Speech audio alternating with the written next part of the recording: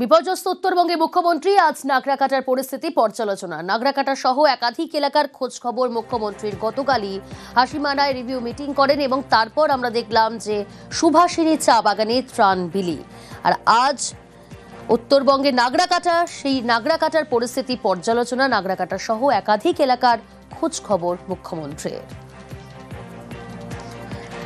আজ আর কি কর্মসূচি রয়েছে অবশ্যই আপনাদের জানাবো। বিপর্যস্ত উত্তরবঙ্গে মুখ্যমন্ত্রী আজ নাগরাকাটার পরিস্থিতি পর্যালোচনা। আবির রয়েছে টেলিফোন লাইনে। আবির, আজ কি কর্মসূচি রয়েছে মুখ্যমন্ত্রী? দেখো, আজকে তিনি বিপর্যস্ত নাগরাকাটাতে তিনি যাবেন। তুমি জানো, গত সপ্তাহে তিনি যখন উত্তরবঙ্গ সফর করেছিলেন তখন তিনি নাগরাকাটাতে গিয়েছিলেন। সেখানকার বাসিন্দাদের সঙ্গে কথাও বলেছিলেন। নাগরাকাটার একাধিক ব্লক ক্ষতিগ্রস্ত হয়েছে, সেরকমই বেশ কতগুলি জায়গা তিনি পর্যালোচনা করবেন, গ্রামবাসীদের সঙ্গে গিয়ে কথা বলবেন, বিভিন্ন জায়গা তিনি পরিদর্শনও করবেন। সূত্রের খবর, নাগরাকাটার পাশাপাশি ডুয়ার্সের আরো বেশ কতগুলি জায়গাতে তিনি যেতে পারেন। গতকালকেই প্রশাসনিক যখন বৈঠক করেছিলেন, যারা সচিব পর্যায়ের আধিকারিক যারা উপস্থিত ছিলেন তাদের প্রত্যেককে এই বিষয়ে যথাযথ নির্দেশও ইতিমধ্যে দেওয়া আছে। সূত্রের খবর, আজকে নাগরাকাটা পরিদর্শন করে তিনি কার্শিয়াং যেতে পারেন। তার কারণ হচ্ছে যে মিরিকের যে পরিস্থিতি তা নিয়ে তার পর্যালোচনা করার কথা রয়েছে এবং সেখানেও ত্রাণ সামগ্রী তুলে দেওয়া হবে এবং তারপর তিনি আগামীকাল সম্ভবত তিনি দার্জিলিং এর উদ্দেশ্যে তিনি রওনা হবেন, সেখানেও রিভিউ বৈঠক হওয়ার কথা। এই যে বিপর্যয় যেটা উত্তরবঙ্গে ঘটে তার মধ্যে হচ্ছে নাগরাকাটা, ময়নাগুড়ি সব থেকে বেশি ক্ষতিগ্রস্ত হয়েছে। এছাড়া আরো বেশ কতগুলি ব্লক যেগুলোতে ক্ষতিগ্রস্ত হয়েছিল সেখানেও পুরো দমে প্রশাসনিক স্তরে কাজ চলছে। ত্রাণ সামগ্রী দেওয়ার পাশাপাশি পুনর্গঠনের কাজ ইতিমধ্যে শুরু করে দেওয়া হয়েছে। কি প্রক্রিয়ায় কি পদ্ধতিতে কাজ হবে সেটাই সরেজমিনে দেখে নিতে চান মুখ্যমন্ত্রী এবং সে কারণেই তার আজকে নাগরাকাটা যাওয়া। বেশ।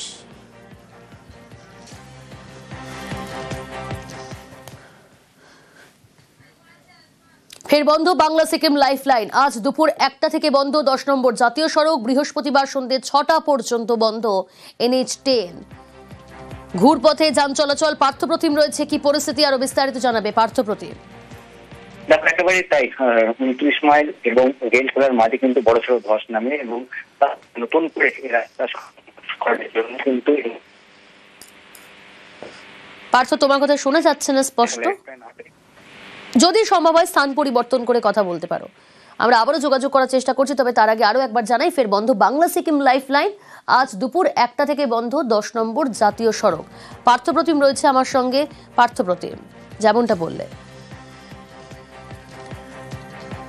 এবং গেলখোলার মাঝখানে ধস নামায় কিন্তু বাংলা সিকিম লাইফলাইন আজ থেকে বৃহস্পতিবার পর্যন্ত বন্ধ থাকবে। আজ দুপুর 1টা থেকে বৃহস্পতিবার সন্ধ্যে 6টা পর্যন্ত জাতীয় সড়ক বন্ধ থাকবে। অর্থাৎ 10 নম্বর জাতীয় সড়ক বন্ধ থাকার ফলে কিন্তু যারা বহু পর্যটক এই মুহূর্তে পাহাড়ে বেড়াতে এসছেন, যারা কালিম্পং বা সিকিমে যাবেন তাদের কিন্তু ঘুরপথই ভরসা। কি ঘুরপথ? শিলিগুড়ি থেকে সেবক থেকে গরুকথান, লাভা, আলগাড়া, 21 মাইল হয়ে মংসং হয়ে রংপো হয়ে গ্যাংটক, অন্যদিকে শিলিগুড়ি থেকে কার্শিয়াং হয়ে জোরবাংলো, পেশক রোড ধরে তিস্তা বাজার, চিত্রে হয়ে রংপো। অর্থাৎ এই দুটি পথই কিন্তু খোলা রয়েছে। পাশাপাশি পনবু হয়ে আরো একটি ছোট, সেই রাস্তাতে কিন্তু শুধুমাত্র ছোট গাড়ি চলাচল করবে এবং বৃহস্পতিবার সন্ধ্যে 6টা পর্যন্ত কিন্তু এই জাতীয় সড়ক বন্ধ থাকবে। সংস্কারের কাজ আজ দুপুর থেকে শুরু করবে NHIDS।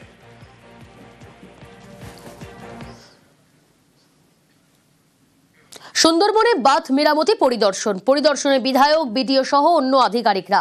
1 অক্টোবর রায়মঙ্গল নদীর বাঁধে ভাঙন। হেমনগরে 100 মিটারের বেশি বাঁধ ধসে যায়। সেদিনই মেরামতি শুরু করে সেচ দফতর। কাজের অগ্রগতি পরিদর্শনে বিধায়ক, বিডিও। রায়মঙ্গল নদীতে আমাদের ফাটল দেখা দিয়েছে, সেখানে কিছু মানুষ আতঙ্কিত হয়ে পড়েছে।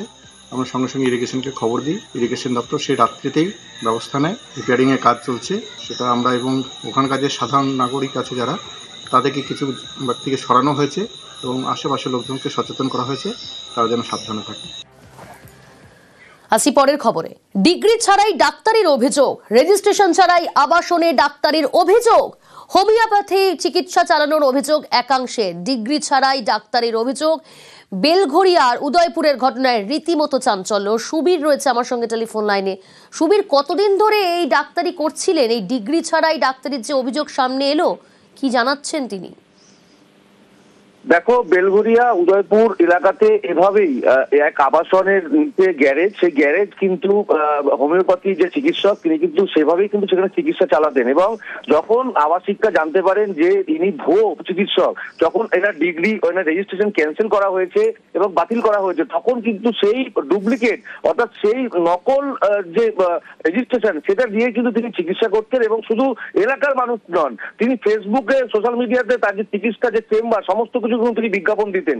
এবং সেই জায়গা থেকে যেটা গুরুতর অভিযোগ সেটা হচ্ছে বাংলাদেশ থেকে কিন্তু বাংলাদেশ অনুপ্রবেশকারীরা তারা কিন্তু রোগী এবং রোগীর আত্মীয়রা তারা কিন্তু এখানে রাতের অন্ধকারে আসতেন এবং এখানে যে ভিড় জমাতেন।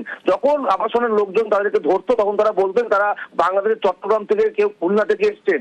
এই যে বাংলাদেশ অনুপ্রবেশকারীরা এখানে যে ভিড় করতেন এই নিয়ে এই যে ডাক্তার অর্থাৎ চিকিৎসা যারা করাতে আসতেন তাদের দীর্ঘক্ষণ তাদেরকে দাঁড় করিয়ে রাখা হতো এবং এই নিয়ে কিন্তু এলাকার পরিবেশ নষ্ট হচ্ছিল, কারণ বিভিন্ন সংক্রমণ জাতীয় যারা রোগী তারা কিন্তু এখানে আসতেন এবং বারংবার আবাসিকরা বলার পরে কিন্তু আবাসিকদের যার বিরুদ্ধে অভিযোগ তার কি বক্তব্য?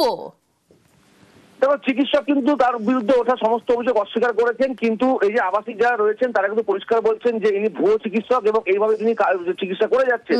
ঘটনাস্থলে বেলঘরিয়া থানায় পুলিশ আসলে পুলিশের সঙ্গে কিন্তু বাদানুবাদ বাকবিতণ্ডা জড়িয়ে পড়ে আবাসিকরা এবং ইতিমধ্যে কিন্তু এই চিকিৎসালয় বন্ধ করে দিয়েছে বেলঘরিয়া থানার পুলিশ। বেশ সুবীর, এই টোটাল এরিয়াটার মধ্যে মনে হয় যে রীতিমতন আমরা একটা বাজারের মধ্যে দিয়ে হাঁটাচলা করছি। পার্টিকুলারলি থার্সডেতে উনি একটা মেডিকেল ক্যাম্প করেন যেখানে নিয়ার অ্যাবাউট 600 থেকে 700 জন এখানে পার্টিসিপেট করেন। সারা রাত ওনারা এখানে সারা রাত্রে রাস্তার মধ্যে এখানে মানে বিছনা করে ওরা শুয়ে থাকে, চিৎকার চেঁচামেচি করা এটা সারা রাত্রি মানে আমাদেরকে ডিস্টারবেন্স সহ্য করতে হয়। আর সকালবেলা তো আমরা গেট থেকে বেরিয়ে এখান দিয়ে যেতে পারি না, বিকজ ওরা পুরো একদম জায়গাটাকে জড়ো করে রেখে দেয়। তারপরে তো এখানে স্কিটিং বলুন লিটারিং বলুন এগুলো তো রয়েছেই, এগুলো তো মানে কন্টিনিউ করেই যাচ্ছে। আমরা এখানে থেকে মানে আমরা থাকার মতন পজিশনের মধ্যে নেই। একটা অভিযোগ আজকে সকালবেলা একটা এই লোকগুলো আরো পাড়ার 2-4 জন লোককে নিয়ে এদের মধ্যে অনেক দিন থেকে একটা ষড়যন্ত্র পাকানোর চেষ্টা করছিল। চেম্বার থেকে লোকজন টেনে টেনে বের করছে, জুনিয়র ডাক্তারদের মারছে, চেঁচামেচি করছে, ওরকম রটাচ্ছে যে স্টেরয়েড দেয়, ট্রেড লাইসেন্স নেই, অন্য জায়গা থেকে পালিয়েছে যেমন করে থাকে। রেজিস্ট্রেশন সার্টিফিকেট নিয়ে আমি প্র্যাকটিস করতে পারি, আমি 30 বছর professor, I am gold medal, শুধু চাই না। গোয়ালপুকুরবাসীর জন্য সুখবর, দ্রুতই গোয়ালপুকুরে খুলছে নতুন সেতু। গোয়ালপুকুরে চালু হচ্ছে বোচা গাড়ির সেতু। দীর্ঘদিন ধরেই তারা দাবি তুলছিলেন, সেই সেতু অবশেষে খুলছে। চঞ্চল রয়েছে টেলিফোন লাইনে। চঞ্চল, কবে থেকে সেতু চালু হচ্ছে? দেখো, চলতি মাসে সেতু চালু হওয়ার কথা ছিল, তবে সামনের মাসে কিন্তু এই সেতু চালু হয়ে যাবে বলে প্রশাসন সূত্রে জানা গেছে। তবে তোমাকে জানিয়ে রাখি যে গোয়ালপুকুরে যে বোচাগাড়ি এলাকা, এই বোচাগাড়ি এলাকার বুক চিরে গিয়েছিল পিতানি নদী, কিন্তু এই পিতানি নদীর কারণে সেখানে কিন্তু কোনো সেতু না থাকাতে দুটো বিধানসভা অর্থাৎ গোয়ালপুকুর 1 নম্বর ব্লক এবং চাকুলিয়া বিধানসভা এই দুটো বিধানসভার যাতায়াত কিন্তু পুরোপুরি বিচ্ছিন্ন ছিল।